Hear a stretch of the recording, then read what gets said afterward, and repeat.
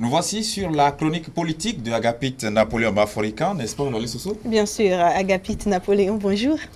Bonjour Lali, bonjour Gilles. Bonjour Agapit Napoléon Baforican, vous êtes là pour la chronique politique exceptionnelle de ce matin, vu un peu la nature de ce jour. Nous sommes le 19 février et cela fait exactement 29 ans que s'ouvrait à l'hôtel PLM Aledjo la conférence des forces vives de la nation. Vous revenez sur cette actualité ce matin.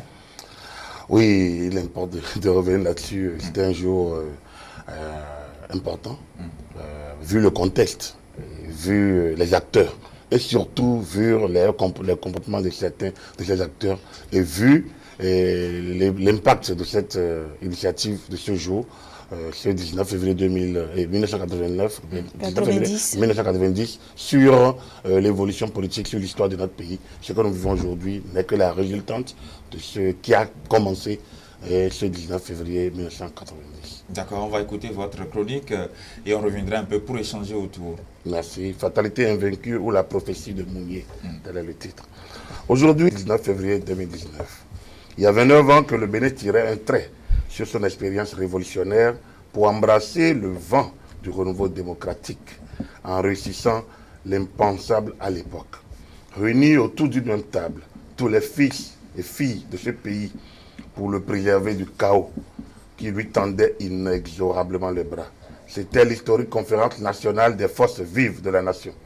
Et ce n'était pas gagné d'avance, car prise en étau entre un climat social délétère, une économie exsangue et un pays au bord de l'implosion, Mathieu Kérékou a su infléchir les rigidités de l'appareil du PAPB pour poser un acte juste et historique dont le Bénin lui sera toujours gré, comme pour paraphraser Monseigneur Isidore de Souza, président de la conférence.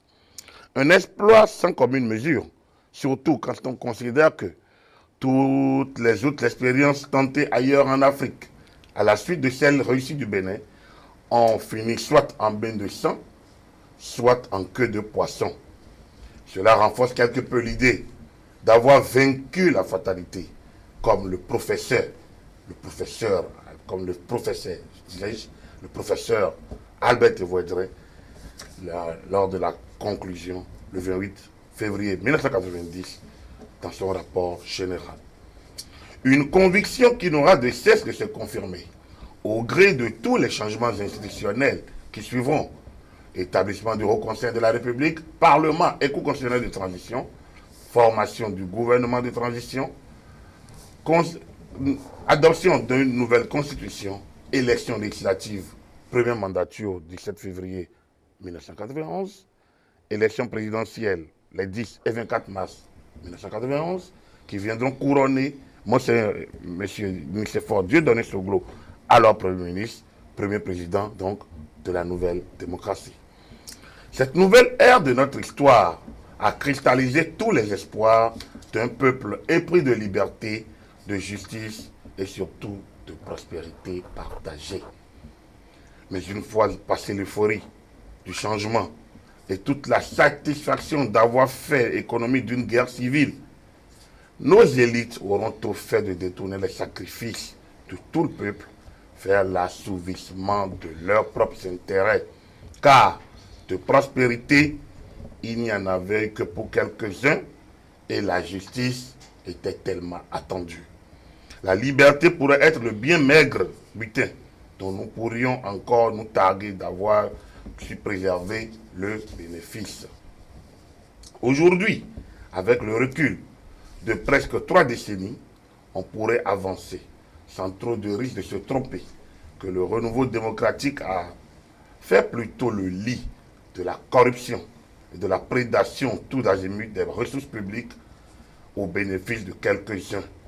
Une situation longtemps revêtue d'une normalité assassine et dont même les populations s'accommodaient comme on s'inclinerait devant la fatalité. Alors, pour peu que cette normalité mortifère soit quelque peu donc, pour peu que cette normalité mortifère soit quelque peu remise en cause, il s'entend ici et là toujours des voix pour crier à la forfaiture et à la démocratie en danger. Mais comme la sentence biblique le proclamerait, il y a un temps pour chaque chose. Et il est peut-être venu le temps de délester notre démocratie gagnée de haute lutte du poids de son inertie maladive et de ses nombreux reniements. Pas une tâche aisée, tant les fissures de notre édifice démocratique sont légion. Devant l'immensité de la tâche, d'aucuns auraient tout fait de trouver des raccourcis et de vanter l'habituelle soupe insipide de l'émergence à nos portes pour ne récolter quelques années plus tard qu'un peu plus de pauvreté et parfois la défaite des urnes. Mais tel un empêcheur de tourner en rond, le président Patrice Talon et son gouvernement font le pari de mettre les Béninois devant leurs responsabilités. Le bien-être, oui, mais les sacrifices d'abord. Le social, oui, et vous le comprenez, vous le voyez, vous le constatez, tout le monde le remarque aujourd'hui, mais les efforts d'abord. Un discours et des actes inédits dans un environnement plus enclin aux compromissions qu'aux compromis, avec une infinie tolérance pour la légèreté dans la gestion de la chose publique. Mettre le holà à de telles pratiques exige une bonne dose de courage et de pragmatisme. Et comme en 1990, il y aura toujours une cohorte de jusqu'au boutistes plus préoccupés par le maintien du statu quo, garant de leurs privilèges, quitte à manquer le train-train de l'histoire en marche. Pour ces derniers, tout est prétexte pour agiter le chiffon rouge. L'os à ronger du moment se dénomme Code électoral et son désormais célèbre article 242.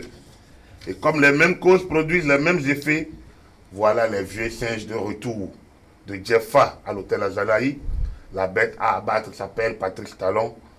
Quant au cas pendable, il est facile à décliner.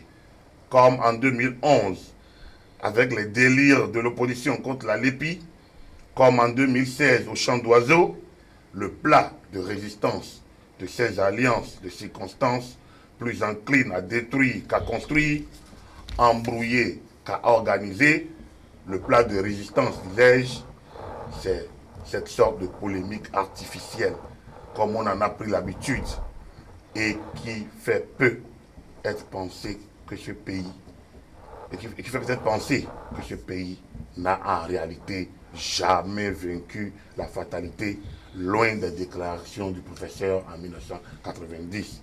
Sacré Bénin, ce quartier latin de l'Afrique de l'Ouest, mais dont l'intellectualisme, fait de méchanceté, de mesquinerie, est de nature à retarder le développement du pays. Ce n'est pas moi qui le dis, mais le philosophe et écrivain français Emmanuel Mounier. C'était déjà en 1948, 71 ans. Et au regard de la cacophonie permanente qui anime les débats politiques, surtout à la veille des élections, on ne peut que tirer chapeau à Mounier de rester très actuel malgré le coup de vieillesse, car avec son constat culte, aujourd'hui, encore plus qu'hier, le Bénin est loin d'être un pays de réflexion prospective, d'agitation des idées plurielles et surtout de tolérance mutuelle. De quoi repousser la victoire sur la fatalité au calendrier.